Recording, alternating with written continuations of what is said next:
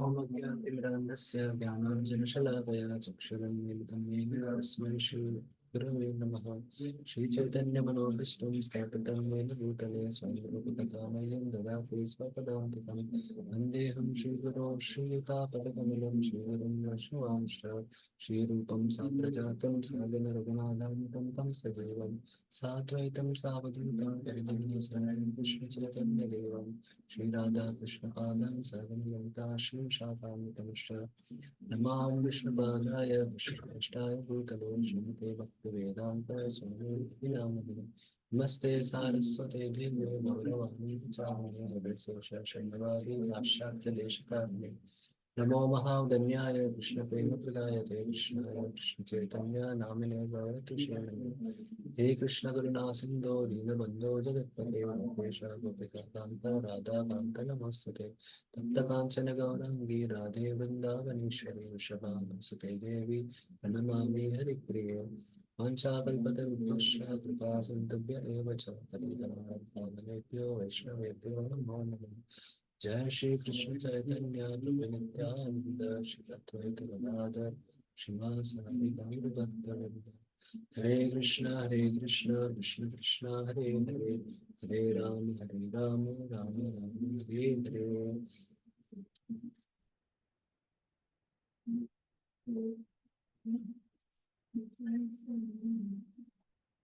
Okay.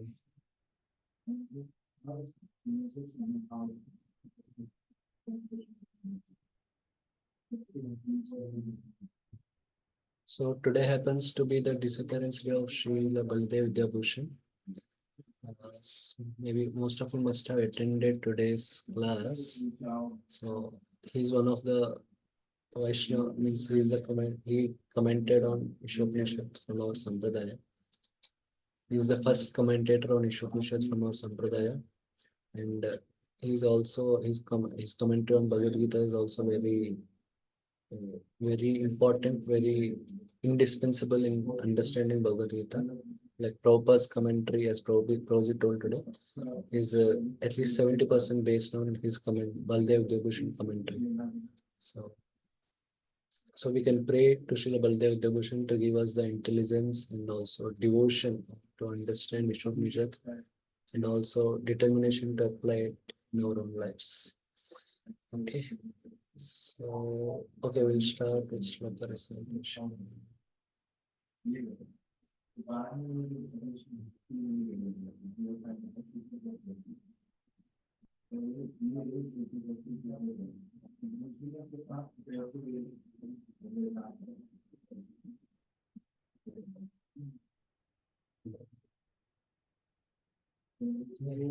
You can repeat with me and you can be muted.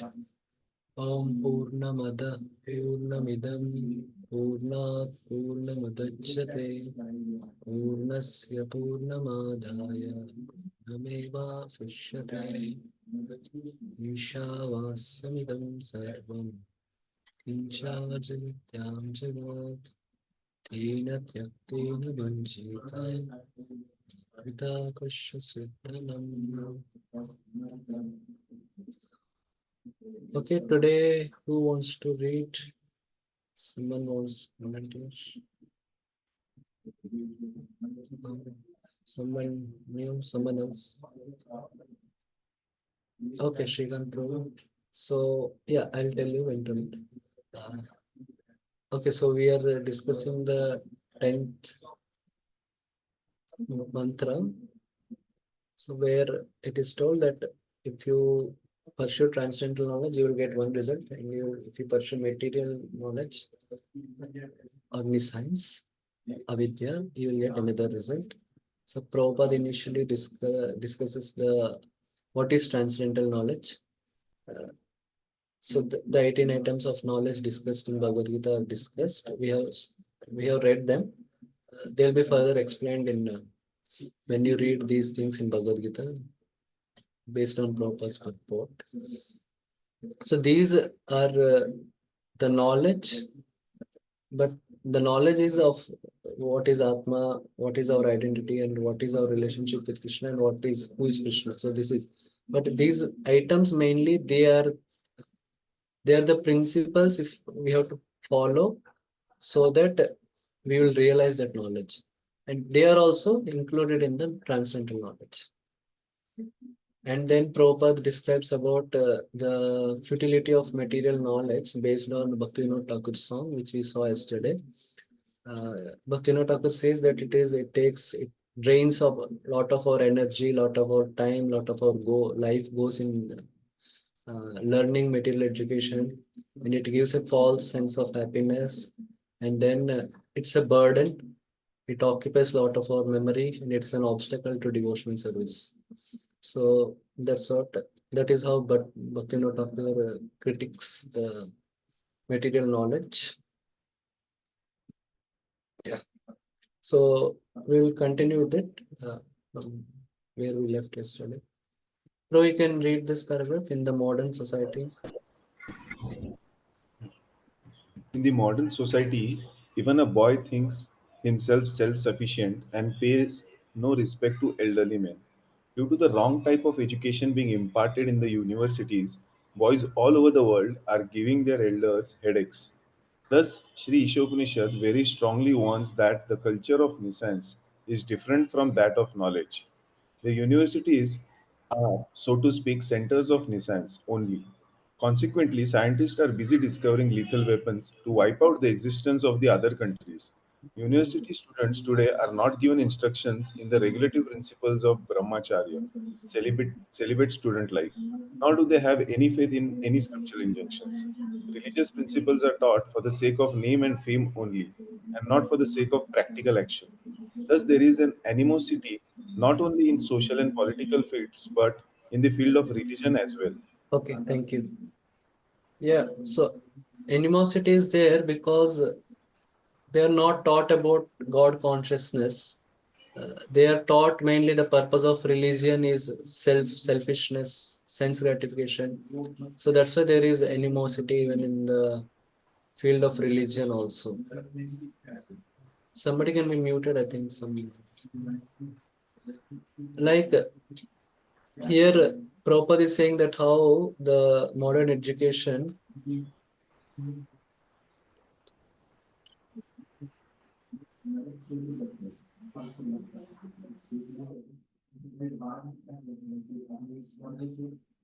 So the so the history behind is, well, there is some historical reason also why there is the culture of respect is not so much emphasized, because there had been an abuse of authority, especially from church side in the history. So that's why the respect for authority, even the governments also. So in the Western culture, the respect for authority has, that's why it decreased. That's one of the reasons. But what the modern education did is, ideally, see, if there is some wrong authority, they should say who should be the right authority. But they propagate that authority itself is bad. So that is the problem with modern education. So we see the modern education motivational speakers, they promote skepticism about authority. They encourage questioning authority, which is okay. Means questioning authority is not a problem as such, because even the Vedic culture also asks about it, teaches about it, and they give a false confidence that one can become one's own authority, which is not practically possible. So, so indirectly they encourage rejecting authority. So that is the thing. Means as such, everyone needs some mentor or no, some support. Everyone needs some guide, somebody to guide. Otherwise, if there is no guidance, then the life will be haphazard. One will feel lonely. So these all issues will come if one does not accept any authority in life. And also, it's not just boys, but also to some extent girls also. So that is also there, because On the other hand, Vedic education, it tells about the importance of following authority. Then it says who is right authority. So right authority, we see the qualifications of guru, like tasmad gurum prapadyeta jigyasu shreya uttamam samit pani brahma brahma karma brahmani upashrayam and some shastre nishnatam. Yeah. So he's expert in shastra and he is experiencing the spiritual advancement. Brahmani upasamashrayam, and he's fixed in the shelter of Krishna. So these all things are there. And how to follow the right authority also is told, like the qualities of disciple, all these things. This will also come in Bhagavatam, the section of the Devahuti and Kardama Muni. So they are the qualities of the disciple, means they can be also applied to disciples. So those things are there. Should be submissive, obedient, sense control, like this. Then the right way to inquire from authority is also there. Tadvidhi pranipatena pariprashnena sevya. So pranipat and then pariprashna, all this submissive inquiry. And we see that kind of culture is there, means it's illustrated in Bhagavatam, like the interactions between Parikshit Maharaj, Sukadev Goswami, then Shaunak Rishi and Suta Goswami, Vidura and Maitreya. So that is illustrated also, how to inquire from an authority. Then also it tells about the result of following wrong authority. Like Duryodhana is a wrong authority. So those who followed him, they got destroyed. Even Ravana is a wrong authority. So those things are also there. Even like our Vaishnava Siddhanta itself talks about the importance of Guru and all. But the same Vaishnava Siddhanta also tells when one should reject his Guru. So that is also told because they know that it's a material world. There can be some corruption even in Vaishnava circles. So that is there. It's not they don't Vedic culture, Vedic knowledge doesn't say that authority means he's beyond impurities or not. So that system is also there. But modern, it's like they want to reject the authority outright and wants to give a false confidence that one can be one's own authority. So because of that, there is a culture of among youth, not just do it, like whatever you feel good, you do. And this live-in relationships also, one of the reason is they don't want to have this authority and obligation of marrying. One thing is, yeah, the institution of fixed arranged marriage has been misused because of dowry and some other things. They the checking of compatibility is more for financial things. So there are some issues with it. It was not followed properly or what was original. So the thing is, you should not reject it, but rather you should try to reform it and follow it properly that way. And also the feminist culture also. It's not like means it should not, the woman should not pursue career or career growth for the sake of proving that they are better than men. If they have the need, if they have the talent, then that's okay. It's not a problem. But yeah, if some women are comfortable that they're happy taking care of children and caring for their children and in the home, so that's fine. Unnecessarily they should not be made insecure that if they don't take up career and grow financially, they are not they will not be satisfied. That is not good for them. That's not proper. Yeah. So this is one video which shows how the modern corporates are also facing problem because of this lack of respect.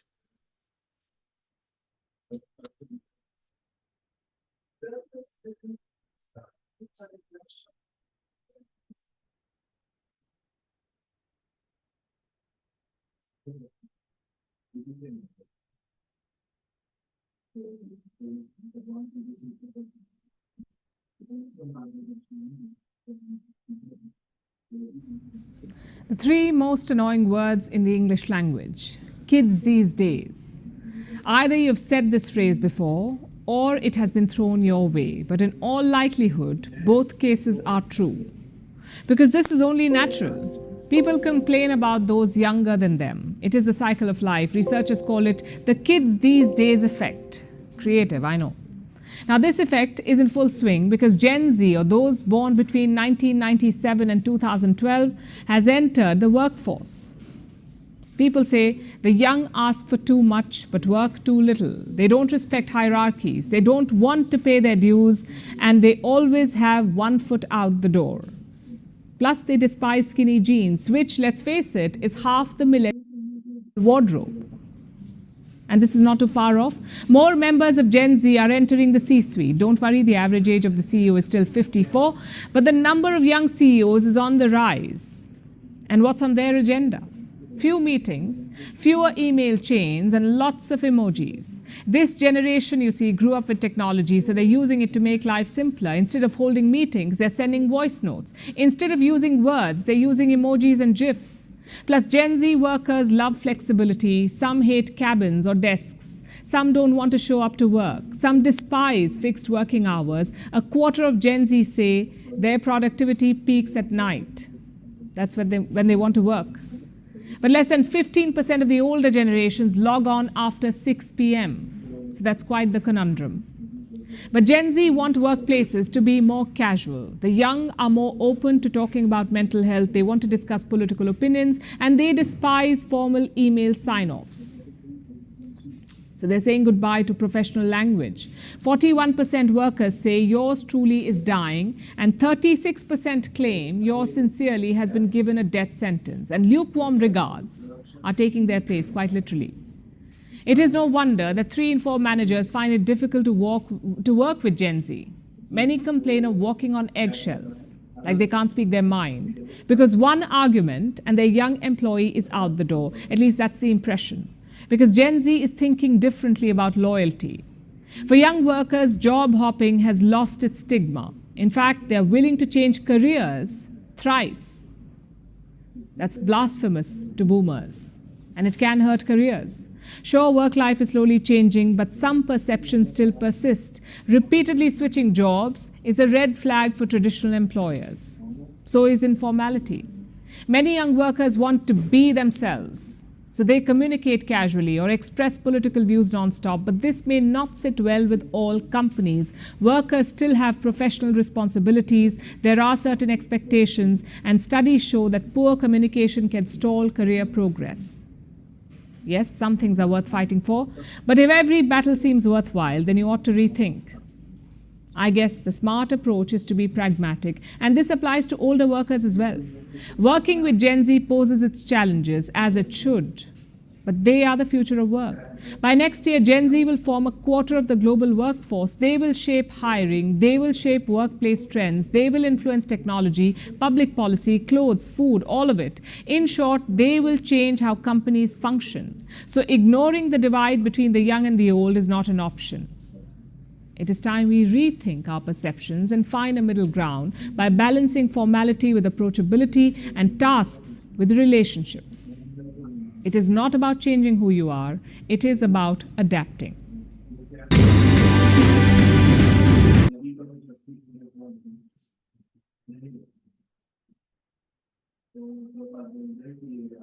Okay, yeah.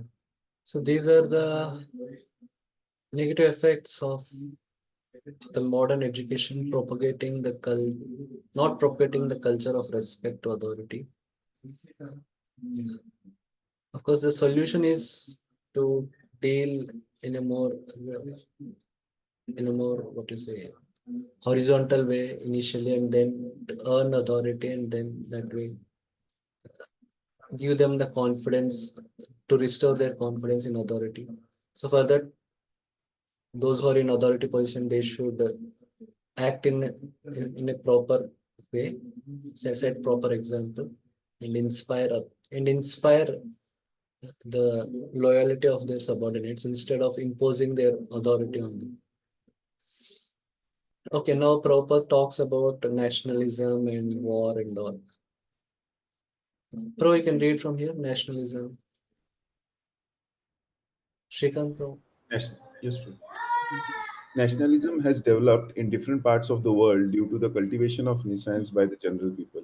No one considers that this tiny earth is just a lump of matter floating in immeasurable space, along with many other lumps. In comparison to the vastness of space, these material lumps are like dust particles in the air. Because God has kindly made these lumps of matter complete in themselves, they are perfectly equipped with all necessities for floating in space. The drivers of our spaceships may be very proud of their achievements, but they do not consider the supreme driver of these greater, more gigantic spaceships called planets. Okay, just a minute. So this nationalism, the identifying with the nation, it's also again for sense gratification. So Indians, yeah, if when India defeats Pakistan in cricket, then they want to enjoy, they want to celebrate.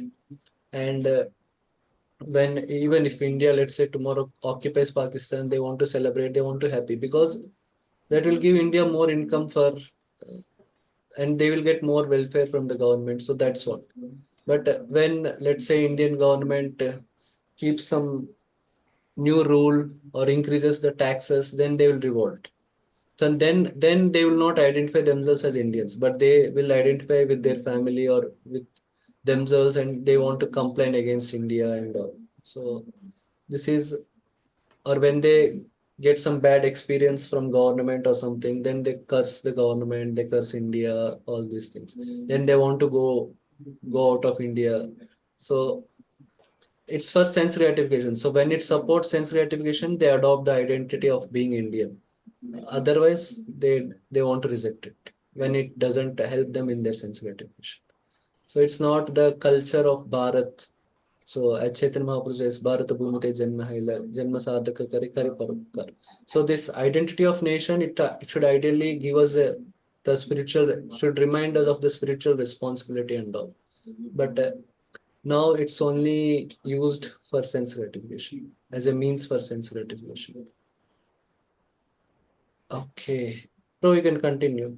There are innumerable sons. There are There are innumerable suns and innumerable planetary systems also. As infinitesimal parts and parcels of the Supreme Lord, we small creatures are trying to dominate these unlimited planets. Thus, we take repeated birth and death and are generally frustrated by the old age and disease. The span of human life is scheduled for about 100 years, although it is gradually decreasing to 20 and 30 years. Thanks to the culture of nuisance, we fooled men have created their own nations within these planets in order to grasp sense enjoyment more effectively for these few years. Such foolish people draw up various plans to render national demarcations perfectly, a task that is totally impossible. Yet, for this purpose, each and every nation has to become a source of anxiety for others. More than 50% of the nation's energy is devoted to defense measures and thus spoiled. No one cares for the cultivation of real knowledge, yet people are falsely proud of being advanced in both material and spiritual knowledge. Yeah. Yeah, like people also want to divide states so that they will gain political power, they can become CM. So like that, they use these kind of identities for their own sense gratification, for their own political things and all. Okay. So these, as Prabhupada mentioned about the budget of defense. So this is a one video like how this thing has come up and how this even the weapon industry also is all about. They want to make money at the cost of helping causing wars. Okay. Any question we will discuss about? There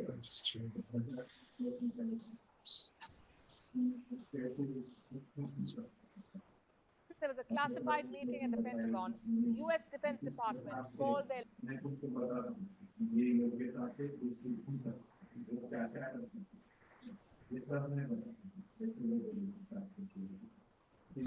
Every gun that is made, every warship launched, every rocket fired signifies, in the final sense, a theft from those who hunger and are not fed, those who are cold and not clothed. These are the words of Dwight D. Eisenhower. He was the 34th President of the United States of America. Eisenhower also said this in 1953. The cost of one modern heavy bomber is this: a modern brick school in more than 30 cities. It is 2 electric power plants, each serving a town of 60,000 population. It is 2 fine, fully equipped hospitals. It is some 50 miles of concrete pavement. We pay for a single fighter plane with 500,000 bushels of wheat. We pay for a single destroyer with new homes that could have housed more than 8,000 people. Later in his presidency, Eisenhower would issue a dire warning, a warning about the dangers of the military-industrial complex. He described it as a threat to democracy. He raised concerns about the costs of an arms race with the Soviet Union, how it would take away resources from other developmental projects, like building schools and hospitals. Half a century later, the Soviet Union has died. Now one man has begun a quest to revive it: Vladimir Putin. He is waging war in Ukraine. The last 2 months have been described as the darkest hours in Europe since World War II. The invasion began in February. Over 2 months have passed. Who is winning this war? The military-industrial complex. Not Russia, certainly not Ukraine. They're caught in what we call a frozen conflict. It's the defense companies and contractors who are winning this war. Hello and welcome to Gravitas Plus. I'm Palki Sharma Upadhyay, and tonight we'll tell you about the players who would not want wars to end. The global arms bazaar is controlled by a handful of big players. From 2016 to 2020, the United States, Russia, France, China, the United Kingdom and Germany exported 80% of the world's weapons. Barring China, every country on this list is directly involved in the Ukraine conflict. Russia is the aggressor. The US, the UK, France and Germany are all arming Ukraine. And by the way, out of these 6 countries, 5 are permanent members of the United Nations Security Council. So much for their commitment to international peace and security. But there's one country that maintains a towering presence in the global arms bazaar, and that's the United States of America. It accounts for 37% of the global exports. And this makes the US the biggest exporter of major weapons. Why does the US dominate this market? Because it is home to the top 5 manufacturers in the world: Lockheed Martin, Boeing, Northrop Grumman, Raytheon, and General Dynamics. All 5 are American companies. Together, they sold more than $160 billion worth of weapons in 2019. As they say, war is good for business. So when Russia's war in Ukraine began, the stock prices of American defense companies soared. Shares of Raytheon shot up by 8%, General Dynamics 12%, Lockheed Martin 18%, and Northrop Grumman a whopping 22%. Weapons of many of these companies are now in the battlefields of Ukraine. I'm talking about lethal equipment like Switchblade drones, armored and tactical vehicles, howitzers, javelin missiles, and thousands of rifles, pistols, machine guns, and shotguns. Since the war began, America has committed over $3 billion in weapons in Ukraine, but almost all of it came from existing American government stockpiles. Recently, we even saw some correction in stock prices of defense companies, but make no mistake, weapons contractors will emerge as the big winners of this war. Of course, with some help from the US government. In April, there was a classified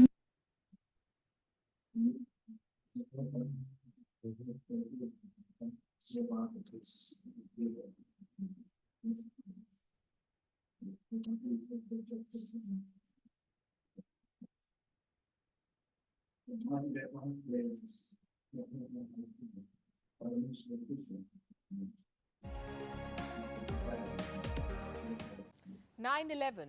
These numbers tell a story. 2,996 deaths and 6,000 injuries. 9/11 changed America forever. But you've heard this before, numerous times in the last 48 hours. So why not tell you something that you haven't heard? Like how America used 9/11 as a smokescreen, how Washington assaulted human rights in the name of its war on terror, how America expanded its military presence in the name of peace. Why not tell you about the real legacy of 9/11? This story too can be told in just numbers. Hello and welcome to Gravitas Plus. I'm Palki Sharma Upadhyay, And these are the countries in which America conducted counter-terrorism operations in just the last 2 years. The US struck Afghanistan, Iraq, Libya, Pakistan, Somalia, Syria, and Yemen with drones. The US engaged in combat in Kenya, Mali, Nigeria, and a total of 12 countries. The US conducted military exercises in 41 countries and counter-terrorism training in 79 countries. All of this between 2018 and 2020, and all of this on the pretext of the global war on terror. It's a war that US President George W. Bush began in the days following 9/11. The attacks killed 2,996 people. The war killed around 929,000 people. 929,000. 100 times the casualty of 9/11? Try 300. 300 times. Civilians were killed by America's post-9/11 wars. Among them were journalists, humanitarian aid workers, contractors, at least 8,000 of them. And of course, troops. 7,000 American troops died in the post-9/11 wars. 73,000 Allied troops died in Afghanistan and Pakistan, and more than 100,000 in Iraq and Syria. So what exactly happened in the last 20 years? The US invaded 2 countries, Afghanistan and Iraq. America ransacked the lives of 40 million Iraqis in its futile hunt for weapons of mass destruction. They were never found. In Afghanistan, after 20 years of assault, the US left 39 million Afghans at the mercy of the Taliban. The same Taliban that the US had set out to fight. Meanwhile, Al-Qaeda, aka the group behind the 9/11 attacks, remains more resilient than ever. Its affiliates have stationed themselves in 17 countries across Africa, Asia, and West Asia. So what exactly was America doing in the last 20 years? Killing civilians, displacing them. American presidents waged wars on constitutional checks and balances, fighting human rights at home, and of course furthering their agenda in the name of the war on terror. Let's look at the collateral damage. America's post-9/11 wars killed 335,000 civilians in 5 countries: Iraq, Afghanistan, Syria, Pakistan, and Yemen. In Afghanistan, the US was as deadly as the terror groups it was fighting. And I'll give you an example. Between 2017 and 2019, the Taliban and the ISI killed an average of 2,071 Afghans every year. America and its allies killed 1,134 civilians every year by airstrikes alone. American tanks and troops not only killed people but also displaced them. In the last 20 years, American troops entered countries, uprooted people, forced families to leave their homes and migrate to alien lands. 38 million people were displaced, 38 million, as a result of America's post-9/11 wars. 5.9 million people were displaced in Afghanistan, 3.7 million in Pakistan, 4.6 million in Yemen, 4.3 million in Somalia, 1.8 million people in the Philippines, 9.2 million in Iraq, 1.2 in Libya, and 7.1 million people in Syria. The total exceeds the number of people displaced by every war since 1900 except the Second World War. Some people died, some were displaced. Those who chose to stay behind were pushed into poverty. Again, let's consider the case of Afghanistan. 6 out of 10 Afghans live in poverty. The GDP per capita is some $500 per year. The US spent 20 years and claims to have spent upwards of $3 trillion in Afghanistan. What it really did was destroy property, economy, and hopes in Afghanistan, all in the name of the war on terror. These wars did not even benefit Americans. Many were illegally kidnapped, detained, and tortured. Many were termed enemy combatants. Let me give you a figure. At least 720,000 people were put on a no-fly list. What for? Random reasons. Senator Ted Kennedy once found himself featured on the list, while the real perpetrators of 9/11 found themselves without any sentence. Did you know that the mastermind of the attacks, Khalil Sheikh Mohammed and 4 others, are still undergoing trial in the US? It's been 20 years, 15 since the 5 of them arrived at America's Guantanamo prison. Tell me one thing. How does the state respond to a crime? By bringing the perpetrators to justice, right? America did wage a war, but forgot to try the perpetrators. George Bush knew where Osama bin Laden was. He chose to invade Iraq instead, not Pakistan. Barack Obama then had Osama bin Laden killed just in time for re-election. Donald Trump promised to get troops back home and won an election. The three presidents, they are the real winners of this war. Bush ensured that starting with him, all American presidents had the right to wage a war without bothering with the consent of the Congress. Only 56 current members of the House and 16 senators were present during the 2001 vote. The bill they passed was used by Bush and his successors to join wars in at least 14 countries in the name of fighting jihad. In the last 20 years, the Pentagon spending has gone up at least 50%. Reports say every hour American taxpayers are paying $32 million towards the cost of post 9/11 wars. What has the world achieved? With all the funds and fighting, there is no peace in America, none in Afghanistan, neither in West Asia. Jihad has found a new home ground in Africa. Terrorists have found themselves in cabinet berths, and the United States found itself with more enemies than before. 4 presidents, 20 years, immeasurable damage, and nothing to show for it. What happened, America? You know, we chose not to raise this question yesterday out of respect for the victims of 9/11 and the loved ones they left behind. 9/11 was life-changing. There is no denying it. America has the right to avenge 9/11. There is no denying that either. But could they have done things differently? Perhaps. The victims of 9/11 deserve justice, as do the innocents who have been killed and scarred by America's 9/11 wars. 20 years ago, America tweaked the Holocaust mantra and said, never forget. The world has not forgotten 9/11. Washington, too, should not forget that it had set out to fight terror, not add to it.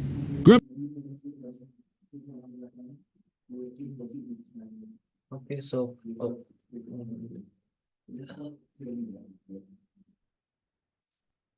okay, so these videos show how the nationalism has encouraged more wars and more hypocrisy in the name of wars. Okay. Okay, Shrikant Pro, you can read. Yes, Yeah. sir. You have some question or? I forgot to. I think that was Okay, the okay. last video. Maybe the last Okay. video. Yeah, if you recollect, you can read. Sri Ishopanishad warns us of this faulty type of education, and the Bhagavad Gita gives instructions as to the development of real knowledge. This mantra states that the instructions of Vidya, knowledge, must be acquired from a Dhira. A Dhira is one who is not disturbed by material illusion. No one can be undisturbed unless he is perfectly spiritually realized, at which time one neither hankers nor laments for anything. A Dhira realizes that the material body and mind he has acquired by chance through material association are but foreign elements. Therefore, he simply makes the best use of a bad bargain. Okay, thank you. Okay. Okay. Yeah. So here Prabhupada is talking about the second line of the shlok, no, the fourth line, that the vidya you have to also learn from a dhira. Dhirastad vichachakshire. So shushma dhirana vichachakshire. That is the fourth line. So who is that dhira? The dhira is one who is perfectly spiritually realized and he does not have any material desires. I think we can read this, then we'll come at the last of this discussion. Okay. Yeah, you can read from here, the material body. The, the material body and the mind are bad bargains for the spiritual living entity. The living entity has actual functions in the living spiritual world, but this material world is dead. As long as the living spiritual sparks manipulate the dead lumps of matter, the dead world appears to be a living world. Actually, it is the living souls, the part and parcels of the supreme living being, who move the world. The Dhiras have come to know all these facts by hearing them from the superior authorities and have realized this knowledge by following the regulative principles. Okay, so thank you. So both things Prabhupada is saying, they should have realized that they should know this knowledge and they should also have realized this knowledge by following regulative principles. So he is the Dhira. So this shloka comes in Bhagavad Gita, 4th chapter. Shraddhavan labate jnanam tatparaha samyatendriyaha. Jnanam ladva param shantim achirenadi gacchati. A faithful man who is dedicated to transcendental knowledge and who subdues his senses is eligible to achieve such knowledge. So two things, dedication and also sense control. These both things are important to gain spiritual knowledge. So knowledge can be gained. Like there may be people who are intelligent and who may have some good memory capacity. So they may remember the information which is there in the scriptures, and they may when they repeat that, people may consider them also as very knowledgeable or very saintly and all, and they may want to follow them and etc. But without sense control and without spirituality, the knowledge cannot be understood properly and cannot be realized, and it cannot be used for the purpose it is meant. Okay, so knowledge, spiritual knowledge, it can be also some normal knowledge also, it applies. So if there is sense control and spirituality, then what happens? There will be proper understanding and realization, and they will use it also for proper purpose, the purpose for which it is meant. And if there is no sense control or no spirituality, then there will be improper understanding and realization, and they will do it for improper usage.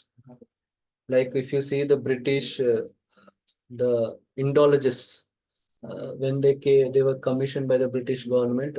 So they also studied scriptures, Indian scriptures and all, but their purpose is different. They are not spiritual. Their purpose is material. So their main purpose is to break the faith of the Indian people in scriptures. So they misinterpreted and does all the things. Okay. Okay, you can read to follow. Follow the regulative principles, one must take shelter of a bona fide spiritual master. The transcendental message and regulative principles come down from the spiritual master to the disciple. Such knowledge does not come in a hazardous way Way of of designed instant education. education. One can become a dhira only by submissively hearing from a bona fide spiritual master. Arjuna, for example, became a dhira by submissively hearing from Lord Krishna, the personality of Godhead himself. Thus, the perfect disciple must be like Arjuna, and the spiritual master must be as good as the Lord himself. This is the process of learning Vidya, knowledge, from a dhira, the undisturbed. Undisturbed. An adhira, one who has not undergone the training of a dhira, cannot be an instructive leader. Modern politicians who pose themselves as dhiras are actually adhiras, and one cannot expect perfect knowledge from them. They are simply busy seeing to their own remuneration in dollars and cents. How then can they lead the mass of people to the right path of self realization? Thus, one must hear submissively from a dhira in order to attain actual education. Okay, thank you. Yeah, so Adhira means it is possible that people can have good memory and good intelligence, so they can logically analyze scriptures and quote scriptures. Possible means without even practicing spirituality. But there are scholars, academic scholars in West also who knows Bhagavad Gita and all, but they don't because they don't practice it, so they interpret it as per their whims, just for the sake of intellectual titillation or showing themselves as very scholarly or something. Yeah. Yeah. One of this example is this Osho Rajneesh. So he means because of he got allured by some trap, and then overnight he changed the philosophy, from sambhog to samadhi. Means you can get samadhi by sense gratification, through sense gratification. So this is the, if you go to the Wikipedia page, this is their sadhana. So first the meditator engages in 10 minutes of rapid breathing, then 10 minutes of catharsis, means let whatever is happening happen. Laugh, shout, scream, jump, shake, whatever it will do. Next 10 minutes, jumps up and down with arms raised, shouting who. And then at fourth silent state, the meditator stops moving suddenly and totally remaining completely motionless. for 15 minutes, witnessing everything that is happening. Then last stage of meditation consists of 15 minutes of dancing and celebration. So this is what they are promoting as spirituality. So they just want to give some kind of, it's not even some kind of experience which people should foolishly think that they are spiritual and they charge money and they want to make money. So yeah, this is what happens if somebody is not practicing spirituality, doesn't have sense control, and still promotes spiritual knowledge. And they cannot preach also, actually, they cannot be exemplary also. So this is a statistics of Christianity Americans, means survey of Christianity in America. In the average American congregation of 400 persons, with women representing around 60%, there are an average of 7 women who have experienced clergy sexual misconduct. So clergy means it's from the priests. So this is a statistic. So that's what, again, if there is no sense control, if there is no training in sense control, and there is no spirituality, proper spiritual practices, this is what can happen. Even somebody may have transcendental knowledge, but their character may not be up to the mark. So in ISKCON, we are fortunate that the spiritual practices are very much focused, very much emphasized, and sense control is also emphasized. Prabhupada has given one of the 4 regulative principles Prabhupada has given and all. Though there are some incidents, but it's compared to other religions, it's far, far, far better. Okay. Discuss this. Now, this verse Prabhupada has told about the bad effects of modern education and how the people who propagate education also, they should be of good character and all. Yes, so we are, since we have to deal with the world, we are more or less affected by the modern education. It's not just in schools, it's also from the pop-ups in the internet, the suggestions in the YouTube, the posters on the roads, all these are all also the agents of modern education.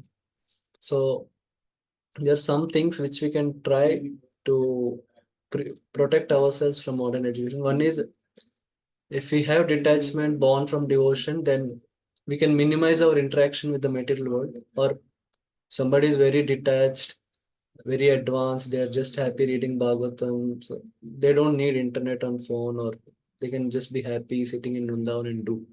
But at least we can improve our detachment so that we'll reduce our interaction with the material world and reduce our interaction with the modern education.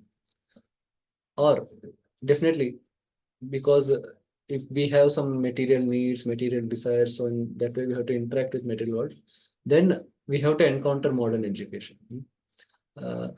Even in our professional, even in the professional life also, somebody has to encounter. So then cultivate Sattva. So Sattva is knowledge of what is right and what is wrong, and also the ability to discriminate what is right and what is wrong. So about Sattva, it is told, Sarva Dwareshu Dehesmin Prakasha Upajayate. Means they're conscious of what is coming through their senses, what they are seeing. Whether that is right or wrong, they can know. And what they are hearing, whether what they are hearing is correct or wrong, they can understand. That is the symptom of Sattva.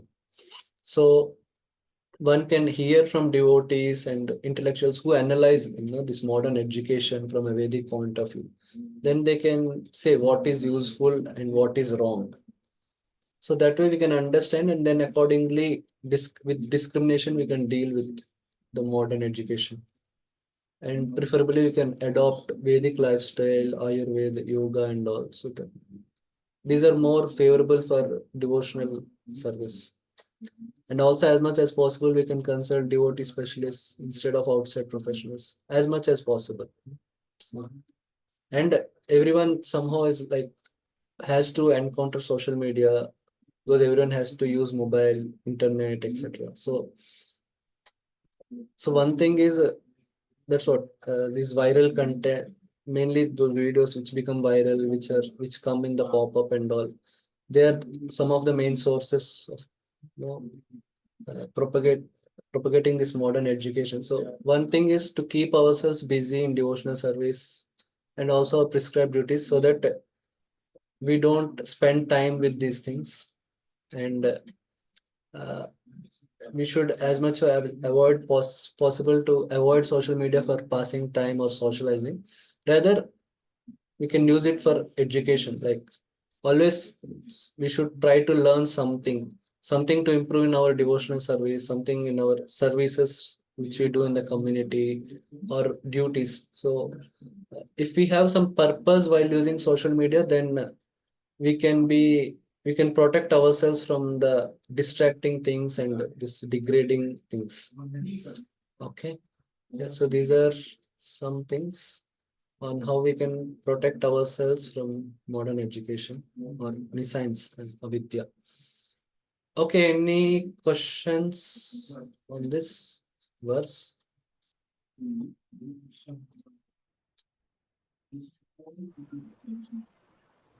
Okay. Guruji, one thing Yes. is pending on the defense, right? Sometimes it becomes necessary because Yeah. other countries may attack, right? So Mm. country needs to be prepared for. Yes, yes. No, it has to be prepared, but it's not for aggression. That aggression and hypocrisy that should not be done. Like, yeah. It should, for one's own protection, it is needed. That is correct. That is fine. So that's what the purpose should be clear. Why the the government should be clear why they are doing. They should not. That's what they should not wage wars in the name of peace, and they should not make money like this. Okay.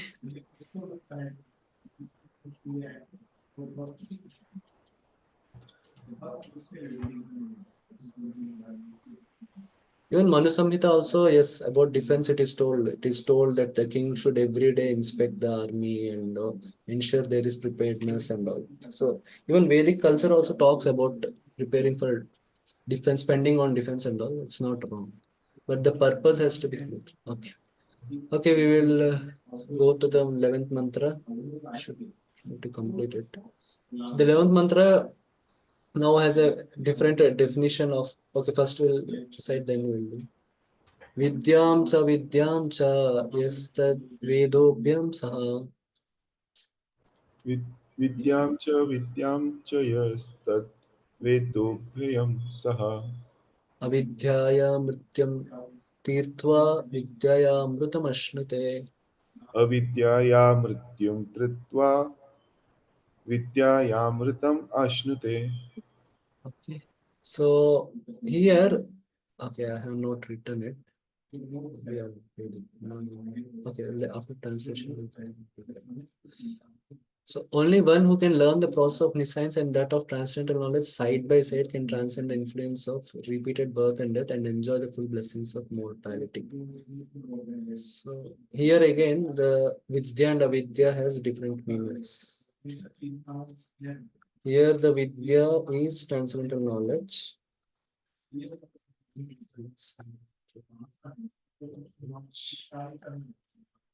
And avidya is material knowledge.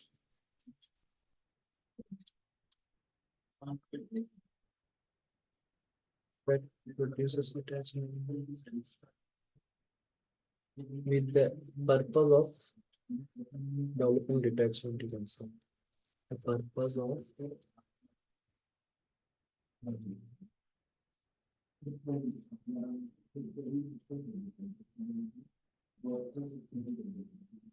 so here this is a different definition, and we will see in the purport Prabhupada initially builds background and then explains these things.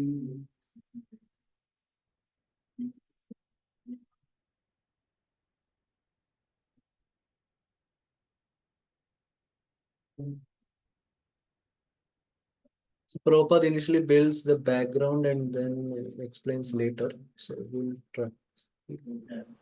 Pro, you can read. Yes. Since the creation of the material world, everyone has been trying to attain a permanent life. But the laws of nature are so cruel that no one has been able to avoid the hand of death. No one wants to die, nor does anyone want to become old or diseased. The law of nature, however, does not allow anyone immunity from old age, disease, or death. Nor has the advancement of material knowledge solved these problems. Material science can discover the nuclear bomb to accelerate the process of death, but it cannot discover anything that can protect the man from the cruel hands of old age, disease, and death. From the Puranas, we learn of the activities of Hiranyakashipu, the king who was very much advanced materially.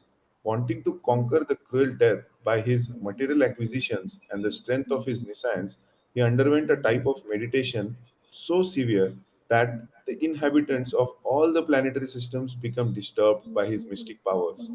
He forced the creator of the universe, the demigod Brahma, to come down to him. He then asked Brahma for a benediction of becoming Amar, by which one does not die.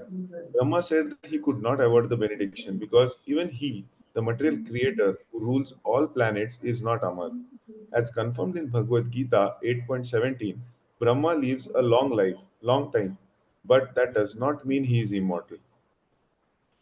Hiranya means gold, and Kashipu means soft bed. This cunning gentleman, Hiranyakashipu, was interested in these two things, money and women, and he wanted to enjoy them by becoming immortal. He asked from Brahma many benedictions in hopes to indirectly fulfilling his desire to become immortal.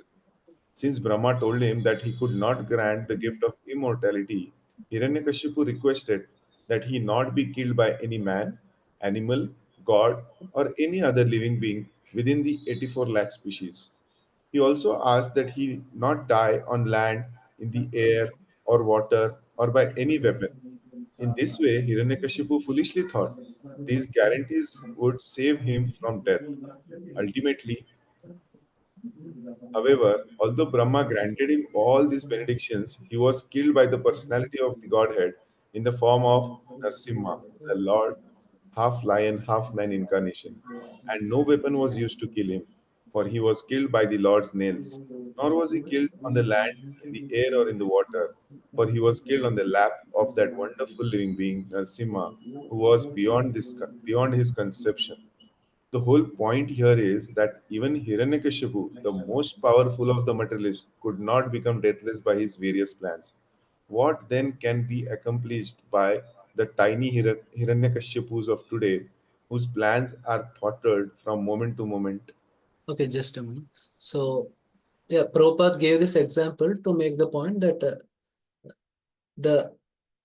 the facts of birth, old disease, old age, and death are a fact of life. You cannot stop it, but nonetheless, everyone wants to stop it.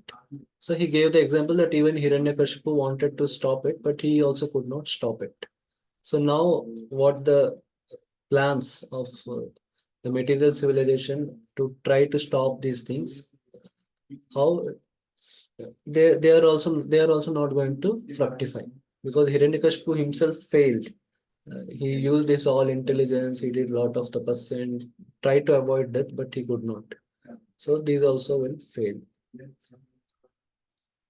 Yeah, you can read this. Sri Ishopanishad instructs us not to make one sided attempts to win the struggle for existence. Everyone is struggling hard for existence, but the laws of material nature are so hard and fast that they do not allow anyone to surpass them. In order to attain a permanent life, one must be prepared to go back to Godhead. Okay, thank you. Yeah, you can just think for around 2 minutes and answer this. So, like Prabhupada talked about the attempts to stop the problems of birth, disease, old age, and death. So you can just think like what people these days do these things like to prolong lifespan, to look young, which means to hide the old age, and also to forget that they are old, and to also ensure endless security in future. So what do they do? Because they want to enjoy for a long time, so they want to you know have the resources for also long time. So what they do? So You can just think for around 2 minutes, then we'll just discuss. Means just we'll discuss what are the answers.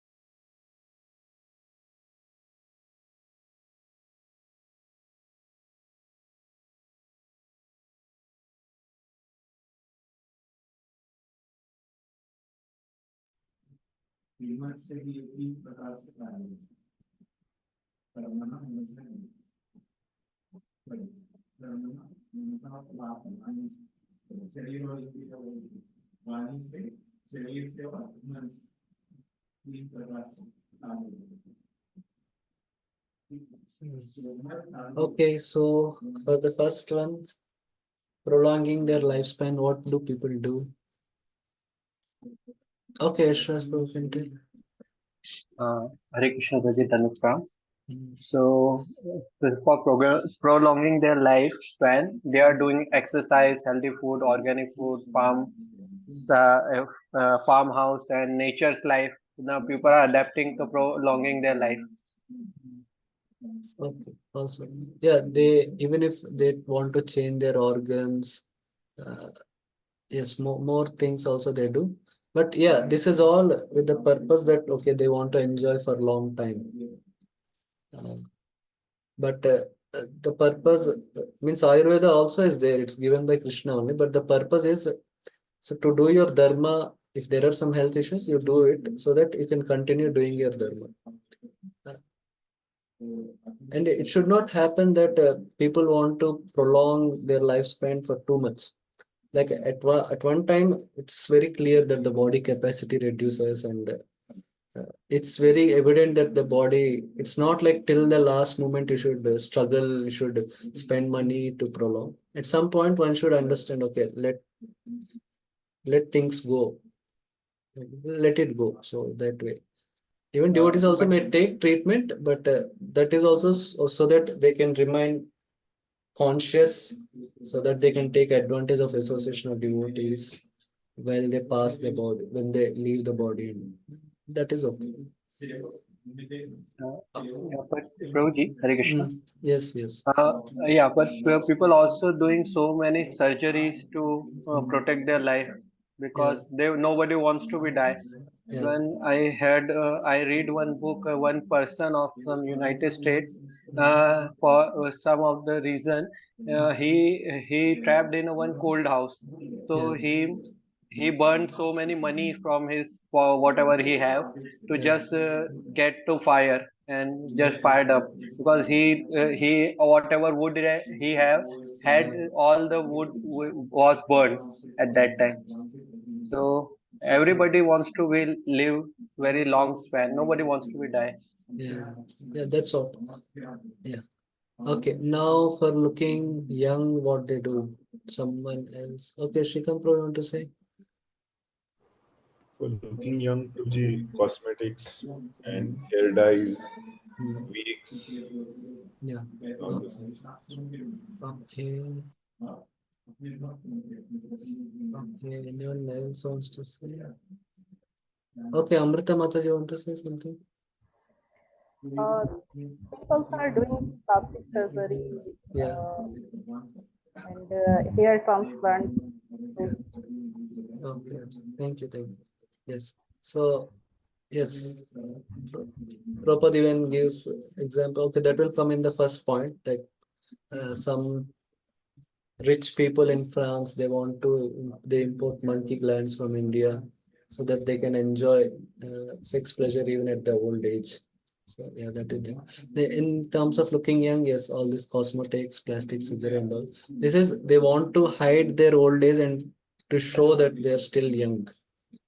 So these are all basically what Prabhupada is saying that this the soul, the Atma wants to have an eternal existence. So these all attempts are a symptom of that Atma, that it wants to have an eternal existence. But there, so as Prabhupada is saying, this is one-sided attempts to win the struggle for existence, which is not wrong. Okay, now like people also want to forget that they are old, so what they do. Okay, who will say? Rahul Prabhu want to say something? Prabhuji, like as I have observed, like when people they try to forget that they are old, so what they do is that they indulge themselves in various kind of activities, like they travel, they meet friends, or they copy what the youngsters are doing in Yeah. order to Okay. feel Yeah. like Yeah. they are young. Yeah. Yeah. Very good. Thank you. Yeah. So they keep their also photos, their young photos in the WhatsApp status as images and their Facebook profiles, so that still people, so that they don't want to forget that they want to forget that they are old and it's okay. Now the last question. Okay. Now the last thing to ensure security means no, because people want to live for as long as possible, so what they do to ensure security and all. Okay, Soni Mataji, want to say? Hare Krishna, Prabhuji, Dandavat Pranam. So, to ensure the endless security, people, the foremost thing they do is they work like asses. I mean, earlier it was for the need, but now they are working in and out. Instead of living in present, they are trying to secure their future, because of which they are getting hampered in the current their current age only. And then Uh, again, they are spending this money on looking young and indulging yeah. in other things. Okay, okay. Thank you. Yeah. So they do investment and the Yes, insurance and exactly. all is, because it's all symptoms that the soul wants to stay forever. The soul wants to stay happy forever. But these are all the symptoms. That is the impetus. But they are trying in a wrong place. They're trying the wrong way. That is the thing. Okay, thank you. So,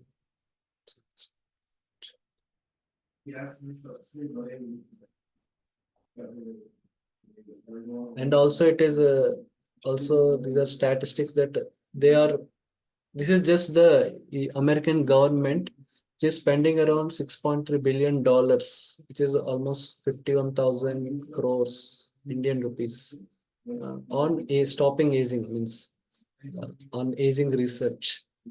It's also said Walt Disney, who created Mickey Mouse and who is very rich, so he died in 1966 and said like it is his body is still preserved in deep freezer, so that because his hope is that when scientists discover this thing that to reverse aging or to restore life in dead, so that he can be revived. So that is his thing. Yeah. Okay, Pro, you can read the process by which one was. The process by which one goes back to Godhead is a different branch of knowledge, and it has to be learned from revealed Vedic scriptures such as the Upanishads, Vedanta Sutra, Bhagavad Gita, and Srimad Bhagavatam. To become happy in this life and attain a permanent blissful life after leaving this material body, one must study this sacred literature and obtain transcendental knowledge. The conditioned living being has forgotten his eternal relationship with God and has mistakenly accepted the temporary place of his birth as all in all. The Lord has kindly delivered the above mentioned scriptures in India and the other scriptures in other countries to remind the forgetful human being that his home is not here in this material world. The living being is a spiritual entity and he can be happy only by returning to his spiritual home. Yeah. So that's what Prabhupada is saying. The right way is to practice devotional service and to follow the Vedic path, which is there to get a get an eternal happy life. So that is the right way to endeavor for attaining eternality and for attaining eternal happiness instead of the things what we discussed. Uh, Using cosmetics to cover up old age or to prolong life, they are not the right endeavors. And it's also said like the people should realize that we are not human beings having a spiritual experience, but we are spiritual beings having a human experience. Yes. Okay, you can continue from his kingdom. From his kingdom, the personality of Godhead sends his bona fide servants to propagate this message by which one can return to Godhead. And sometimes the Lord comes himself to do this work. Since all living beings are his beloved sons, his part and parcels, God is more sorry than we ourselves to see the sufferings we are constantly undergoing in this material condition. The miseries of this material world serve to indirectly remind us of our incompatibility with dead matter. Intelligent living entities generally take note of these reminders and engage themselves in the culture of Vidya or transcendental knowledge. Human life is the best opportunity for the culture of spiritual knowledge, and a human being who does not take advantage of this opportunity is called Naradhama, the lowest of human beings. Okay, so Prabhupada is saying that how Krishna is more sorry than we ourselves. So that's what Krishna's love is always unlimited for the jiva.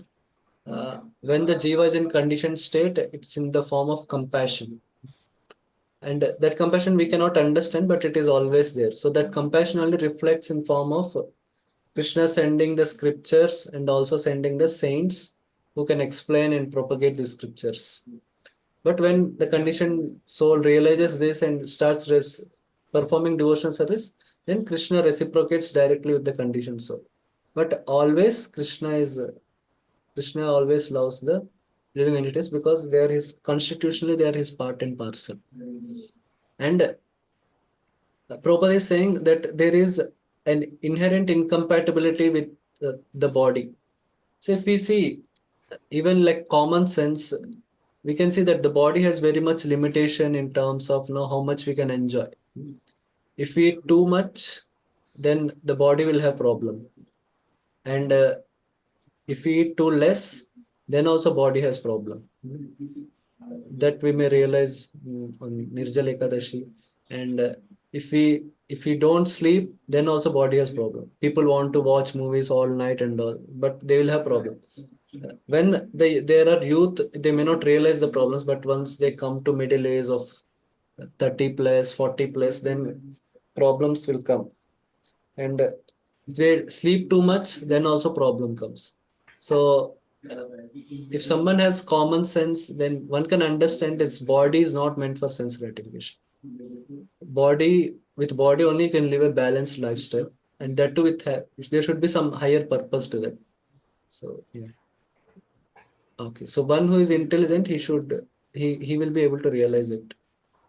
Otherwise, one who cannot realize this, Prabhupada is saying, there is Naradama. Okay, you can continue the path of avidya. The path of avidya for for advancement of material knowledge, for sense gratification, is the path of repeated birth and death. As he exists spiritually, the living entity has no birth or death. Birth and death apply to the outward covering of the spirit soul, the body. Death is compared to the taking off, and birth is a birth to putting on of outward garments.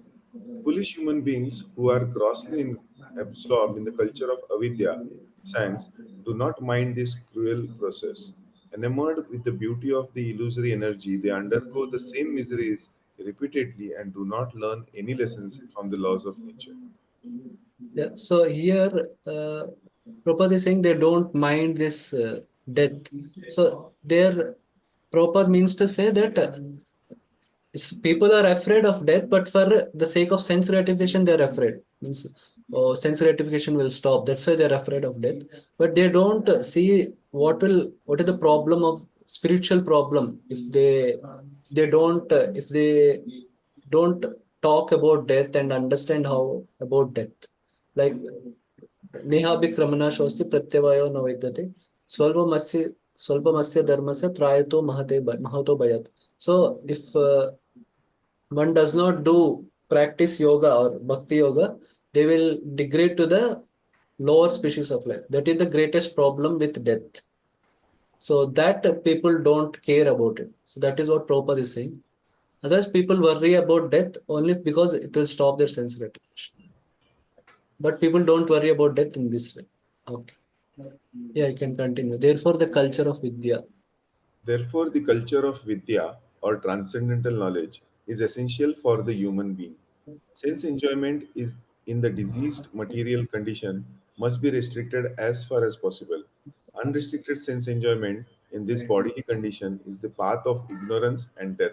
The living entities are not without spiritual senses. Every living being in his original spiritual form has all the senses, which are now materially manifested, being covered by the material body and mind.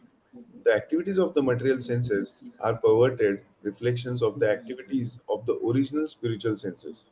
In his disease condition, the spirit soul engages in material activities under the material covering. The real sense enjoyment is possible only when the disease of the materialism is removed. In our pure spiritual form, free from all material contamination, real enjoyment of the senses is possible. A patient must regain his health before he can truly enjoy sense pleasure again. Thus, the aim of human life should not be to enjoy perverted sense enjoyment, but to cure the material disease. Aggravation of the material disease is no sign of knowledge, but a sign of avidya, ignorance. For good health, a person should not increase his fever from 105 degrees to 107 degrees, but should reduce his temperature to a normal 98.6. That should be the aim of human life. The modern trend of material civilization is to increase the temperature of the feverish material condition, which has reached the point of 107 degrees in the form of atomic energy. Meanwhile, the foolish politicians are crying that at any moment the world may go to hell. That is the result of advancement of the material knowledge and the neglect of the most important part of life, the culture of spiritual knowledge. Sri Ishopanishad herein warns that we must not follow this dangerous path leading to death. On the contrary, we must develop the culture of spiritual knowledge so that we may become completely free from the cruel hands of death. Yeah, okay, just a minute. So Prabhupada is saying that the real happiness you can experience when the spiritual senses are revived, and with that, when you offer service to Krishna, so then the real happiness is experienced. But because those senses are there, a perverted reflection is there with us in the form of material senses, material mind, and all. And we are trying to enjoy with that, but we are failing because they're perverted. So the original thing is real sense enjoyment is only possible when the disease of materialism. So once the disease of materialism is removed and the spiritual senses are revived, then there is real enjoyment. But what the material education, all these things are doing, they're proper increasing the materialism. So which means it is increasing the disease. So the disease is compared to this materialism, and the senses, the atma is sick because of materialism. And so what should be done? The materialism has to be brought down, and the atma has to be purified so that it becomes So there should be sense enjoyment because the senses are there. Because we have even to do devotional service in sadhana, means in this body also senses need to be engaged. So but the materialism has to be cured. But now what is happening? The senses are engaged for materialistic purpose, and that activity is increasing day by day, and the concept of materialism is also there. But now what the sense activity has to be reduced, the material sense activity has to be reduced, and devotional service has to be done, and the concept of materialism also has to be removed. So then the health is restored, and as one engages more and more in spiritual activities, one will gain that happiness. Okay. Yes. Now you can read next. This does not mean that all activities for the maintenance of the body should be stopped. There is no question of stopping activities, just as there is no question of wiping out one's temperature altogether when trying to recover from a disease. To make the best use of a bad bargain is the appropriate expression. The culture of spiritual knowledge necessitates the help of the body and mind. Therefore, maintenance of the body and mind is required if we are to reach our goal. The normal temperature should be maintained at 98.6 degrees, and the great sages and saints of India have attempted to do this by a balanced program of spiritual and material knowledge. They never allow the misuse of human intelligence for diseased sense gratification. Thank you. Yeah. So disease sense gratification, which means with the concept that the materialism only makes us happy and doing sense gratification. That is disease sense gratification. But a purposeful means or a detached sense gratification means, yeah, because my goal is to do devotional service, but I have the senses and I have to do devotional service also with these senses only. So for that, the senses have to be satisfied because they have material desires. So we have to do some sense gratification, and so that the senses become peaceful, mind becomes peaceful, and then we can do devotional service. So that is the thing.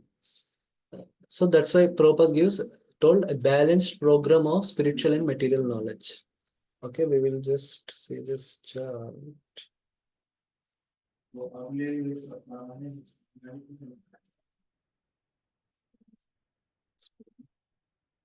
Okay, so we have desires. So we have material desires and we have spiritual desires. So material desires, also there are two things. Some are prohibited desires, like desires from some prohibited activities. And there are desires for, they're in the gray zone. So those desires which are in the gray zone, you can do regulated sense gratification. So somebody wants to eat nice food, somebody want to wear nice clothes. It's okay. You can do in a regulated way.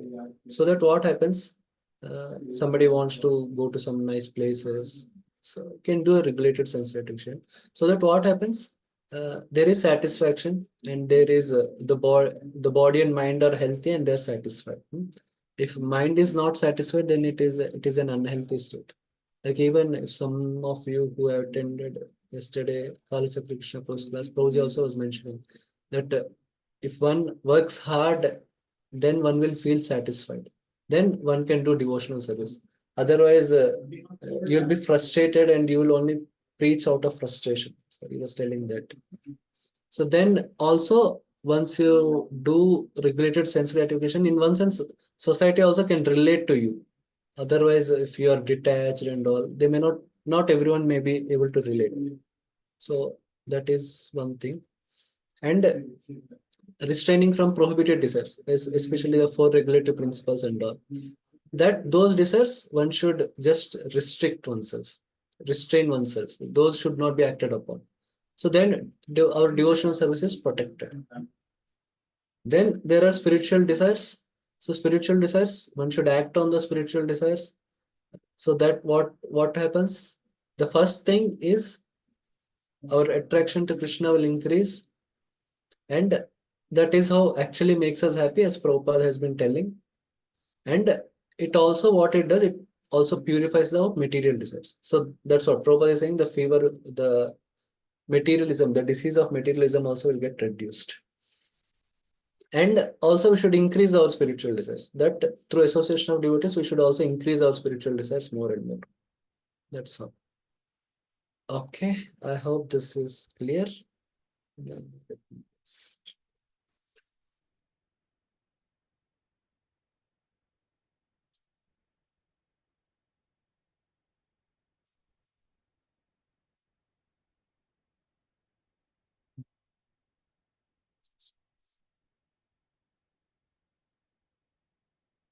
So you can think about these four things maybe for 5 minutes. So list the devotees who perfected devotional service along with performing their material duties. From Shastra, you can tell. Then also the same thing, you can tell may not be perfected, but who are very advanced Krishna conscious, maybe Prabhupada disciples or even second generation devotees. You can tell. Or you can even tell some of our acharyas examples or whatever, who are doing also material duties and also very advanced in Krishna consciousness. Okay. Then third, list some devotees from Shastra who committed serious mistakes while executing their material duties, not devotees. That means who fell for some temptation or who did some cheating and all. You'll find in CC there are examples, and yeah, Bhagavatam also there are many examples. Then you can think about what precaution should we take, because Prabhupada is talking, this verse is talking, one should have material knowledge. And why? Because our body and mind should be maintained properly so that we can do devotional service. So while doing those material duties, while acting on that material knowledge, what precaution should we take so that we can avoid those mistakes, uh, and so that we can properly practice devotional service? Can think for 5 minutes and then we'll discuss.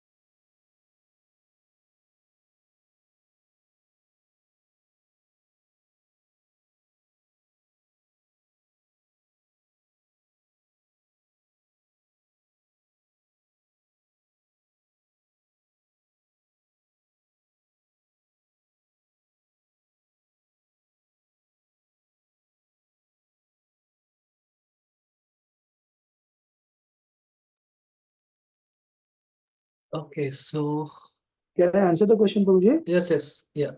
Just let me read the question, then you can answer. So Yeah, list yeah. the devotees who perfected devotional service along with doing their material duties from Shastra. Yes, Prabhu. First, can you tell. Prithu Maharaj and Amrish Maharaj. Okay, thank you. Yes. Some more. Okay. Yes, Amrita Mataji. Bhakti Vinod Thakur. Oh, that will come in second. It is not Shastra. You can also say, but okay. Anyone else? Okay. Prabhuji, can I answer one more? Yeah, one more. Yeah. Srila Bhakti Vinod Thakur. Okay, that will come in second, but fine. Okay. Take Soni Mataji, you want to say? Yes, Prabhuji. Janak Maharaj and Parikshit Maharaj. Okay, thank you. Thank you. Thank you. Okay. Now for the second one, list some contemporary devotees who left their bodies in advanced Krishna consciousness while doing their material duties. Means, okay, who will say? Okay, Shrikant Prabhu, want to say?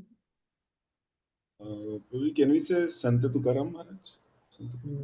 Okay, yes, good. Next. Prabhuji, can I answer? Yes.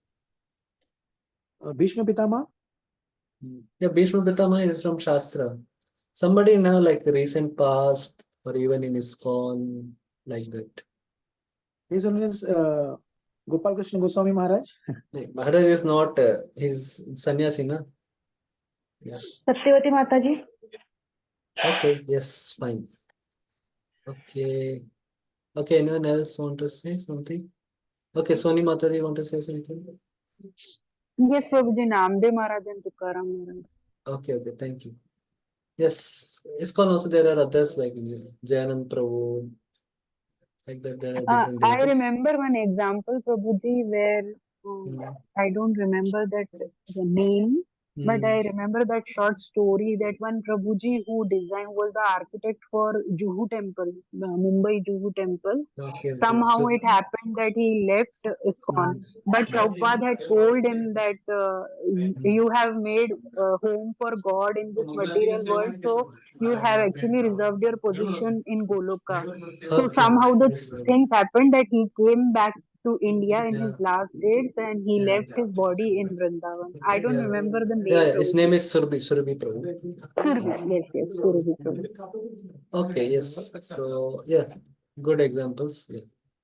Okay, now for third, list some devotees from Shastra who committed serious mistakes while executing their material duties.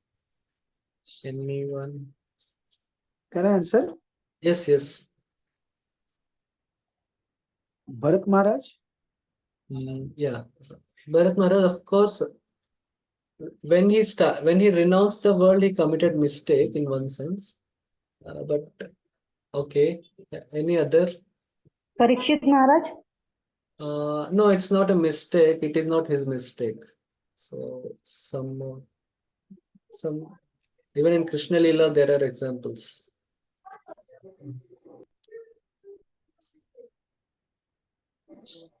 Okay, nice.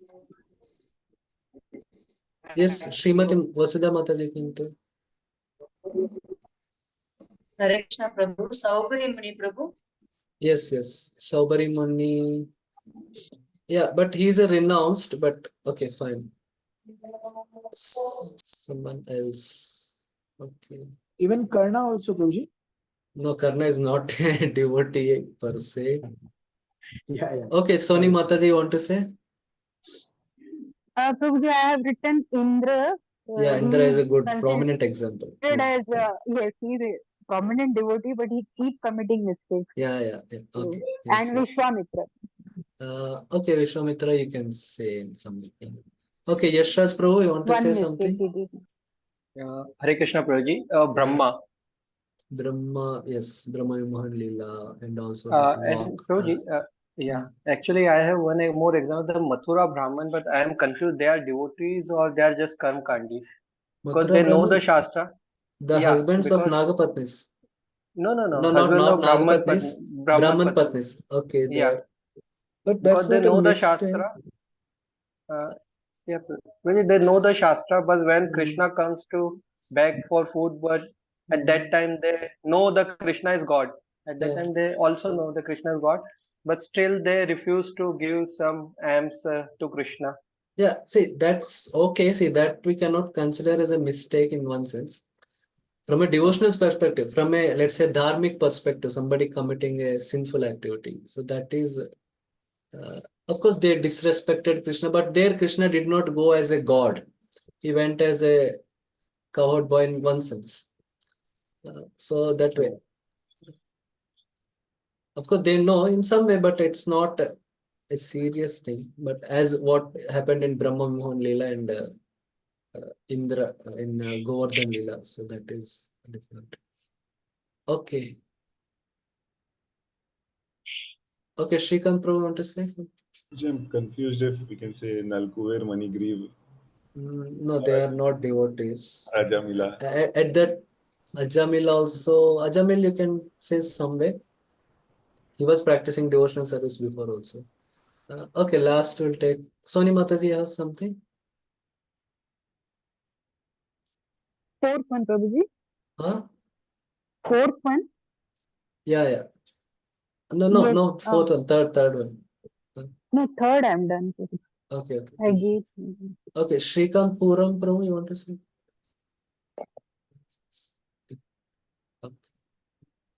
Okay, we got some examples. Good. Even CC also there are like Ka Kalakrishna Das, and of course he is renounced. There is one Gopinath Patnaik. That is one example. So yes. Prabhuji, Shachi Mata will come in that. No, that's a devotional thing. It's offending Advaitacharya, so that's okay. Something they should have Hare done Krishna. some mistake Prabhuji, as in their material duty, not in devotional service. Okay, take like there is example of Priyavrat in Bhagavatam. So he got carried away by his material duty and all. Okay. So now for fourth one.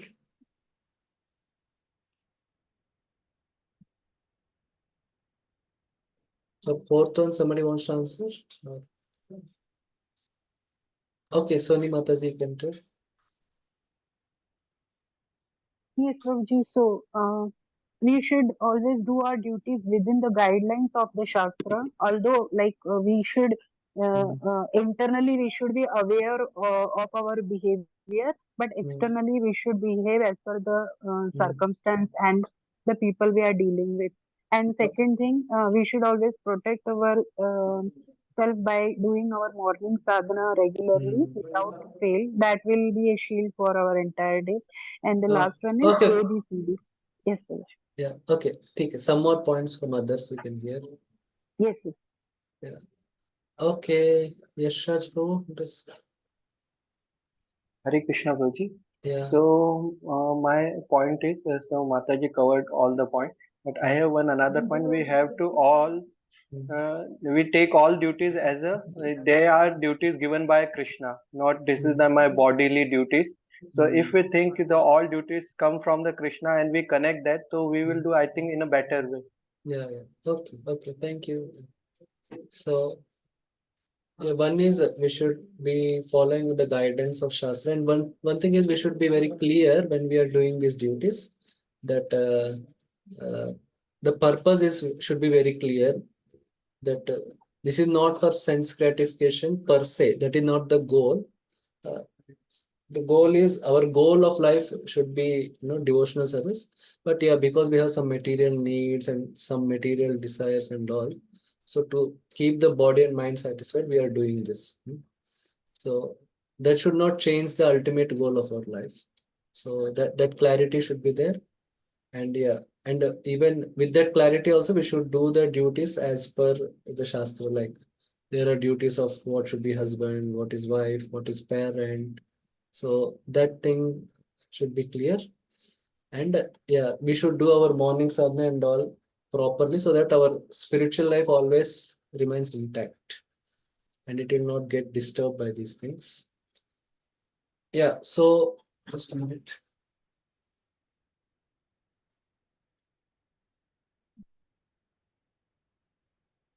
So that through this exercise, we can know that even while doing material duties also, one can practice devotional service and they will advance. No, whether perfection that we cannot guarantee, but there will be advancement. Now, even if somebody is renounced also, it's not guaranteed that one life perfection is there or something. And even if there are some mistakes happen circumstantially in those duties and the devotional service gets disturbed, but you can, if you're sincere and all, you can always resume your devotional service or rectify your mistakes and you can still go on in devotional service. Yeah. So that's what the balance should be there as Prabhupada told. So that is what this verse is saying. You should have both and one should be careful while doing both the things. Okay, Shrikant, you can read human activities. This is by Human activities diseased by a tendency towards sense gratification have been regulated in the Vedas under the principles of salvation. This system employs religion, economic development, sense gratification, and salvation. But at the present moment, people have no interest in religion or salvation. They have only one aim in life, sense gratification. And in order to achieve this end, they make plans for economic development. Misguided men think that religion should be maintained because it contributes to economic development, which is required for sense gratification. Thus, in order to guarantee further sense gratification after death in heaven, there is some system of religious observance. But this is not the purpose of religion. Of religion is actually meant for self-realization and economic required just to maintain the body in a sound, healthy condition. A man should lead a healthy life with a sound mind just to realize the Vidya, true knowledge, which is the aim of human life. This life is not meant for working like an ass or for culturing avidya. okay. Yeah. So initially Prabhupada is saying that's what he's telling there is dharma, artha, kama, and moksha. So that is what dharma, artha, and kama in one sense is consists of avidya as per this verse means the material aspect. Okay.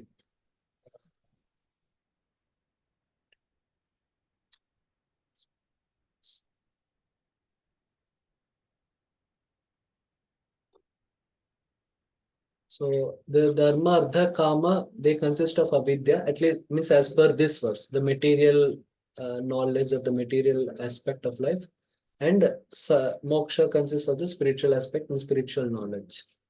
So all four are there, but now Prabhupada is saying now only what is there? Artha is there, kama is there.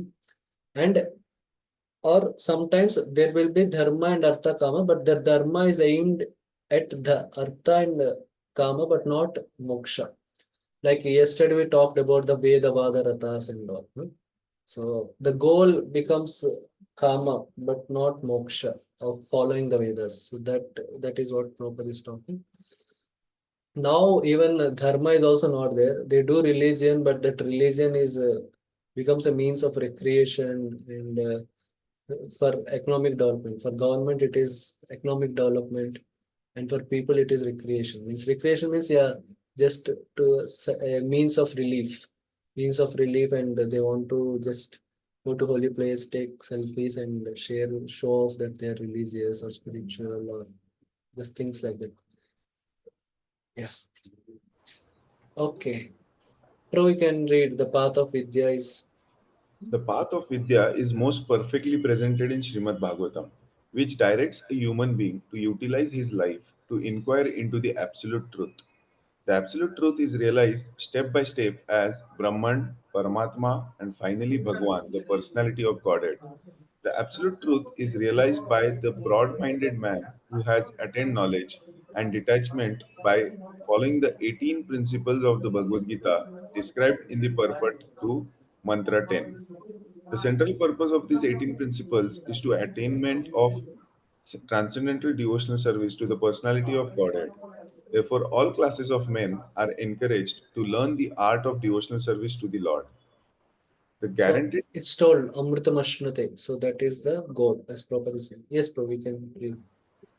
the guaranteed path to the aim of Vidya is described by Srila Rupa Goswami in his Bhakti Rasamrit Sindhu, which we have presented in English as the nectar of devotion. The culture of Vidya is summarized in Srimad Bhagavatam, first canto, second chapter, 14 verse, in the following words. Tasmad ekena manasa bhagavan sattvatam pati shrotavya kirtitavyascha dheya pujascha nityada. Therefore, with one pointed attention, one should constantly hear about, glorify, remember, and worship the personality of Godhead, who is the protector of all devotees. Unless religion, economic development, and sense gratification aim towards the attainment of devotional service to the Lord, they are all simply different forms of nescience, as Sri Ishopanishad indicates in the following mantras. Okay, thank you. So this Dharma, Artha, and Kama should be aimed for devotional service. Then only they will be fruitful. The Vidya component is important. Avidya component will be then only the avidya component becomes useful. Means the purpose of avidya should be dictated by vidya, and the avidya has to be regulated by vidya. Then it will they both will be constructive. Then only avidya becomes constructive. Otherwise, without vidya, avidya becomes destructive. So that is the thing. So that's what a balanced life of material and spiritual knowledge. Okay, yes, Srikanth, we have some doubt. Question? Yes, Prabhuji, I remembered that earlier question. Should I ask now? Yeah. Yes, Prabhuji. Prabhuji, the video that you shared about the Gen Z, the younger generation, right? So that was for the point that modern education doesn't respect the authority, or they are Yeah, yeah. skeptical about the authority, right? Because there were many points in that video which I thought were not directly related to authority, like having flexible timings, or they want more freedom, or those things. Wanted to know the link between the two. Yeah, one thing is there is predominant thing they want to basically they don't want to have the formal culture and all. So see, everything cannot be managed or conducted in an horizontal culture. So we need some vertical culture. Vertical relationships are needed to function for the society to function well. Because ultimately there may be many opinions, but somebody has to take a decision. Somebody should have that authority to control and go ahead in that. So that is one thing. And yeah, of course, see, and also when we are part of a system, we should bend to the needs of the system also. We cannot demand so much because you're getting something from the system. So you should be open to adjust and cooperate and all. So just so you cannot expect everything to go the way you want and all. Yeah, so that's what there is also opposition to going back to offices. Also, people are not happy and all.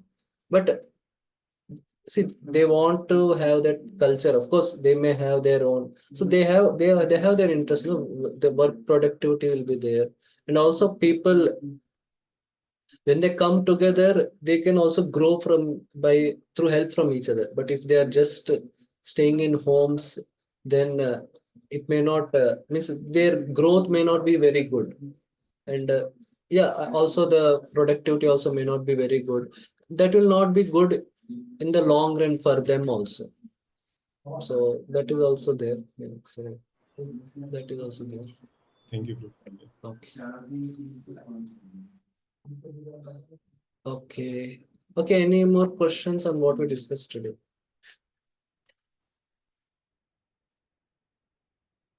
Okay, so we have discussed today the 10th verse where Vidya stands for transcendental knowledge and Avidya for material knowledge. which is devoid of any devotion. So that is so that will have a wrong consequence, and the vidya transcendental knowledge will have right consequence. So Prabhupada tells about the 18 items of knowledge, and then he analyzes the problems with material knowledge based on Bhaktivinoda Thakur's song, that it is burdensome, it's an obstacle to devotional service, lot of time goes in, and all that.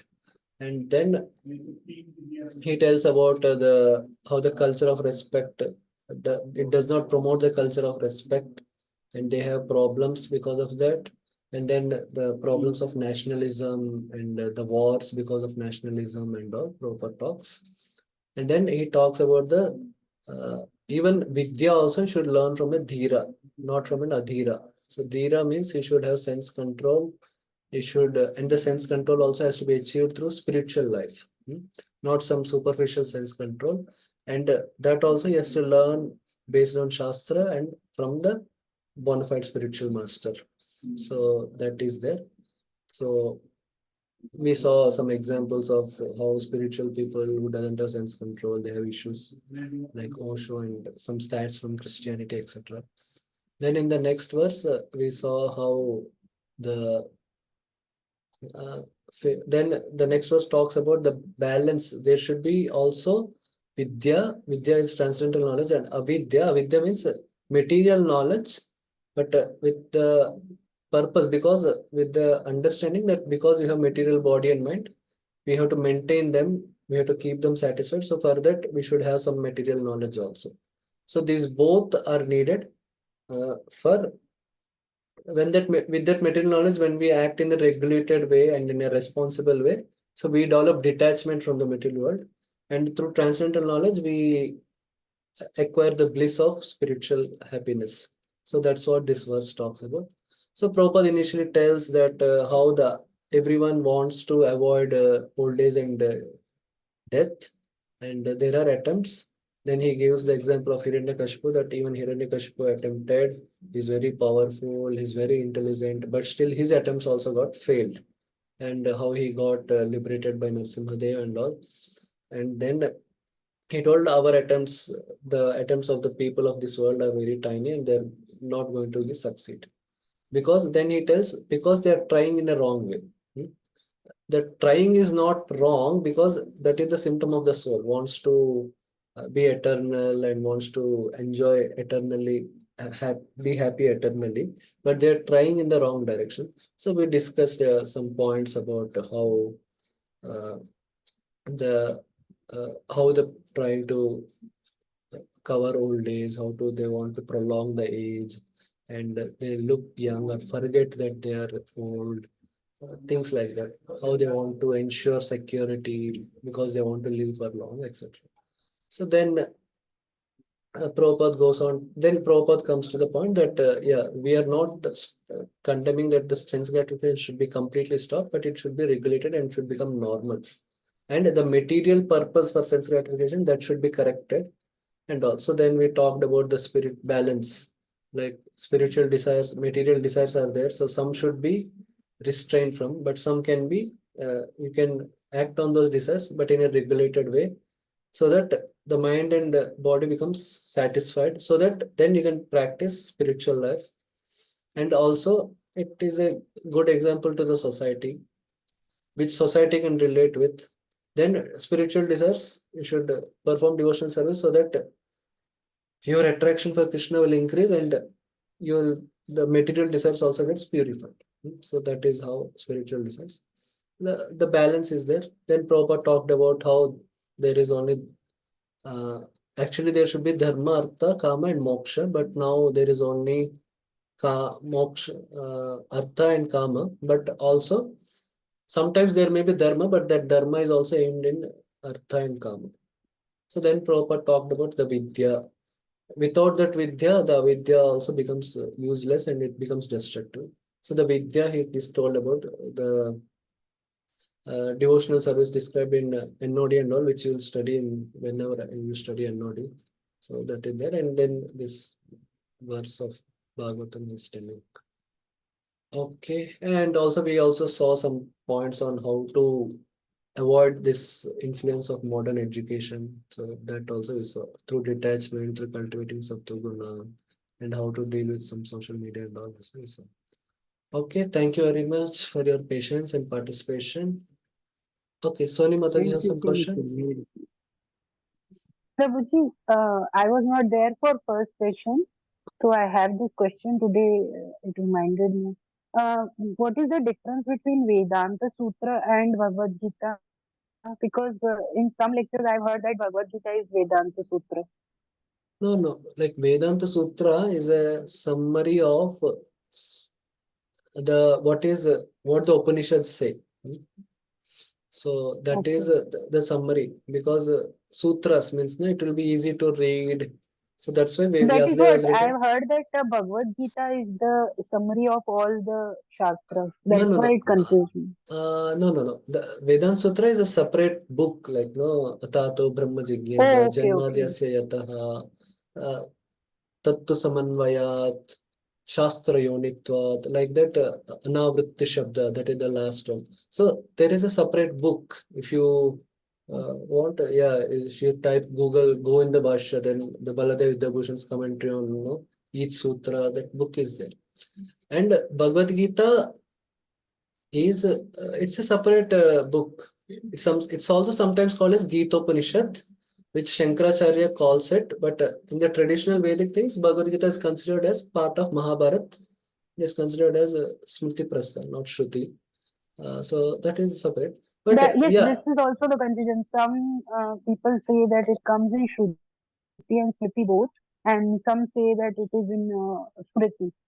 So that is also confusion for Bhagavad Gita. see, generally Vaishnava circles and all, Bhagavad Gita can be called as Shruti. There is no problem, but when let's say you're talking with some Vedantic people and all, then conventionally only Upanishads are considered as Shruti, Upanishads and Vedas. So with them, you need not tell that. So you can say that. No, I am not asking for anybody else. I'm asking for, like, I should know it correct. It should Yeah, not that's come what I'm saying. wrong. To devotees, we can say that Bhagavad Gita is Shruti, no problem. Okay. But if you're talking to somebody who knows about Vedas and all, then to them you need not tell that way. So that And Vedanta Sutra is different. Vedanta it's Sutra totally is different. scripture. Yeah. Based on the shloka that no Vedesta sarver ahameva vedyo Vedanta krit veda vidyeva chaham, that maybe Prabhupada has written, or the Vaishnavas, they say that what the purpose of Vedas, because Krishna himself is saying in Bhagavad Gita that the purpose of Vedas is to know me. And the knowledge about Krishna is there in Bhagavad Gita. I am the supreme God, Param Brahma, Parandama, Pavitram, Paramam, Adi Devam, Ajam Vibhum. All this Krishna tells about himself. So that way they say that what all the Vedas, what they have to say is there in Bhagavad Gita. Like that they say. But the books they are different. Bhagavad Gita is different. Vedanta Sutra is different. And okay. Thank you. Okay, thank you for your patience, hearing and all. Srila Prabhupada ki jai, Shri Ishopanishad ki jai. Thank you. Thank you so much. Hare Krishna.